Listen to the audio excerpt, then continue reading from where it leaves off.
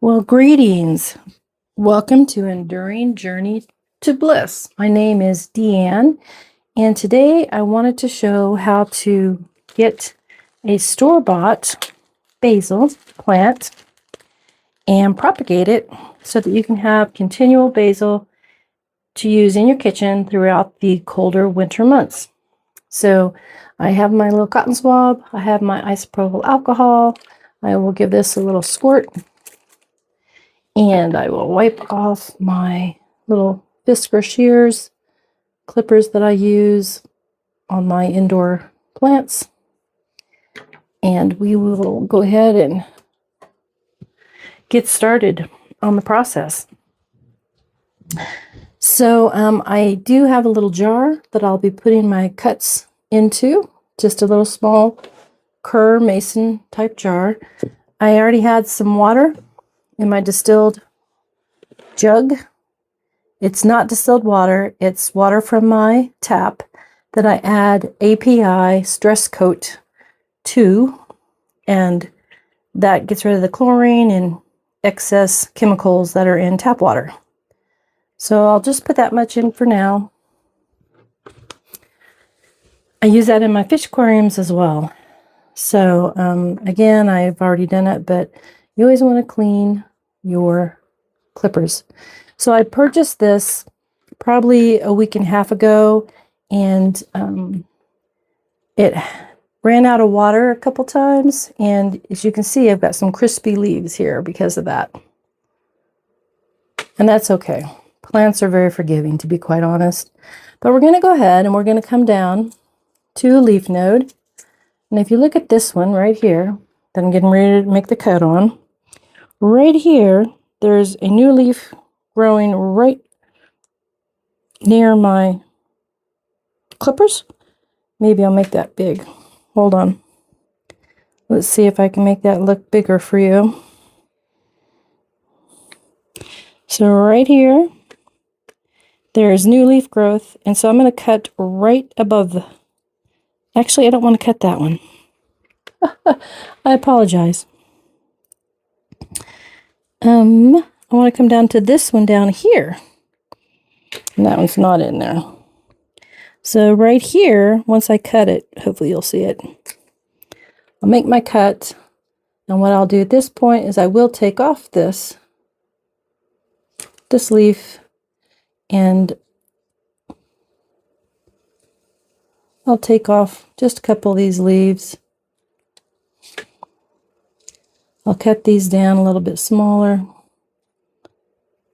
And that just kind of helps the plant focus its energy on growing roots along this base. So this will be where my roots will hopefully come from.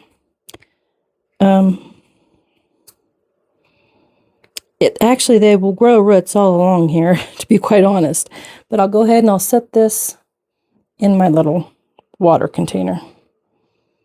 And we will continue to do that. Now along here, here's a nice big tall one. So on this one, let me see if I can find a lower. I don't really see a lower, so I'm going to go ahead and cut right there. And then I will remove these.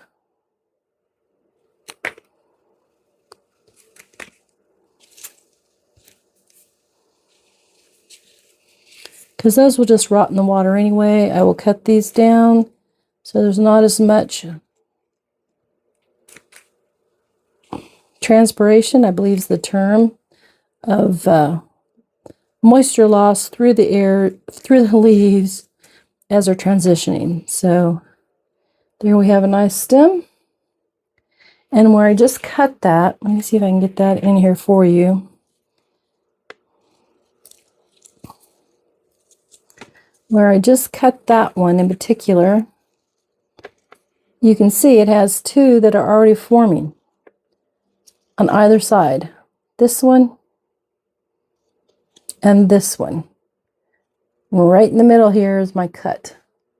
So those will continue to grow and bush out. I will go ahead and I will cut another one. This one I'm going to come down a little bit lower. Come down to there. I will remove these. Move them.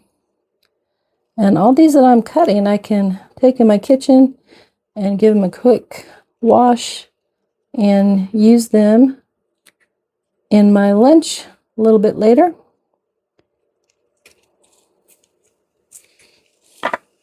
So there's that one. I will go ahead and put that in my water container. We'll go ahead and take off. There's a leaf that was dying because of my neglect. When I brought it home, I did not pay close enough attention. And so I'm going to come all the way down to here. Come on. All the way down to there. And I want to show you close up why I chose where I chose to cut. So here's where I cut. And if we look at that, you can see there's new growth right there at that node. And there's new growth right there on that node. I'll put my hand behind it again. See the two new growth points? So I've cut just above that. And so this, if I keep it watered, will continue to provide energy to these two little growths. And that will give me a nice shrubby, bushy basil plant. So this one, I'm going to remove these leaves that are growing. I will cut this back. Cut this back. Again, that just causes more more moisture to evaporate through the leaves as they're doing their photosynthesis process. And we don't want to waste that energy. And that one I will sit in the little water container. There we go. So we will come on around the plant.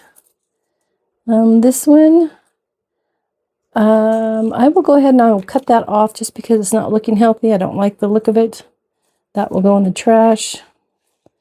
These are healthy leaves that I can eat a little bit later. And this one, by doing that, my hope is that node will go ahead and produce. It had tried to and started to, but because I wasn't watering properly, it stopped. So let's see, on this one, do I have... I'm going to go ahead and cut right here. And that is just to help the plant to stay alive and stay healthy. I'm not going to try to propagate that one. This one, I will cut down to there. And again, if you look where I cut on that one, it's just above that leaf node. They don't look that healthy right now because they're both a little brown on both sides. But now that I've cut that, they may go ahead and decide to grow again, as long as I continue to water like I should. That goes over there on the trash. And that goes on the side for the trash. Okay. This one, there's not enough for me to really propagate. I will cut off this sad looking part. Doesn't need to struggle any more than it already is since I didn't water appropriately. This one is another good one for me to cut. So you don't want to take back a third if you can avoid it of the plant. So this one I will go ahead and I think I'm going to cut right here. No, I don't want to cut right there. Tallulah, stay, honey. Tallulah came in and decided to knock over a plant. That happens. I am going to come all the way down. So on that one, that's more than a third, but I came all the way down because I was looking for new growth. And right there, you can see two new leaves coming in on that node. So that's why I cut it where I did. Okay, these are unhealthy. I'm going to cut those all off. This will go in the trash. Move that back a little bit. So this one, I'm going to go ahead and I'm going to remove these because I'm going to be putting this into my water. I'll cut this down. Cut this down.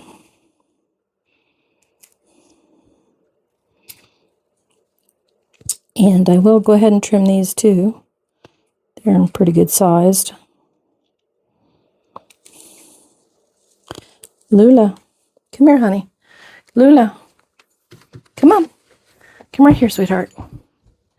Good dog. Okay, so now this one is ready. I have a nice stem, plenty of space for roots to grow, and that's going into the little pot. Okay, and let's see here. This one,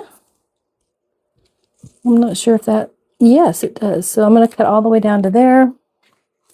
Again, I will show you where I just cut. It's right here on this one. See the two new leaf right there at those two nodes? Those should continue to grow, and I cut just above that, so those should continue to grow and bush out for me as long as I give it the right care. In this one, we're going to cut this off and this off. Again, I can use that in my lunch. And we'll cut these back.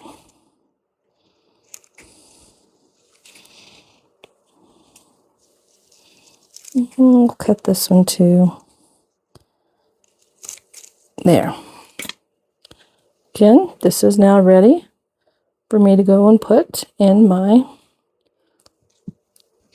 little container with the others. Okay, so this is looking pretty sad right here. So I'm going to cut this particular portion off. And let me see if I can get any of these other. There we go. I think I'm going to leave her. She's not that healthy looking to begin with due to my neglect when I brought her home. It's not the plant, it's me. That goes in the trash pile over there. Okay. All right. Then I'll give her a spin. Take a look at this one. So as I remove the dead and decaying parts like this off of the plant, it just helps give the plant a healthier growing environment. And with that, I think I am just about done with what I will do today. I've done quite a bit of damage to this little plant. It's going to be in a little bit of shock for the next couple days. I'll need to make sure that I keep it nice and moist. The company that grows this to sell in the grocery store, they actually grow it in water. They grow it hydroponically. So this material I have it growing in is for hydroponic growing. And so I need to make sure that I keep my little catch tray with water. And that gives this plant the closest to how it was growing at the nursery as I can and make it be. Because I don't have a hydroponic system set up per se, but I can set it in a catch tray, and I do need to clean my water. It's got little dead leaves and things in it. I don't know if you can see that. But I'll dump that out, and I'll replace that with some clean water. But I think that's all the damage I want to do to this plant today. I want to let it get a chance to recuperate and revive. Maybe in another week or two, possibly a month. We'll see how things go. I'll do the same thing. And what that does, theoretically, is it gives me fresh plants to have in my kitchen all winter long. Once these can get their roots on them and they're growing healthy, then they'll get taller. They'll give me new stems, and I can either keep them in a water-based growing environment, or I could plant them in a soil base in a little pot in the kitchen. So I just wanted to bring you along for how I do that. Here's the plant I started with. Here's my starts that I have from it. And here is my little pile that I will use on my salad today at lunch. And, well, you can't see it. I'll show you. I'll take you down. So here's my little pile of leaves that I will use today. And here is the pile of things I took off that needed to be removed. They were doing nothing to benefit the plant in any way. So as I do on other videos that I make, I'll do a follow-up video, maybe in 2 weeks, maybe in a month. It'll depend on the growth and how these are doing.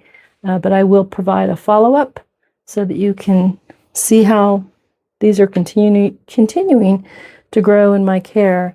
I hope you all have a wonderful day. Enjoy your plants and your friends and your family, and come back again soon, and I will pan up just a little bit so you can see those orchids. Anyway, there's my basil and how I propagate in water. Take care.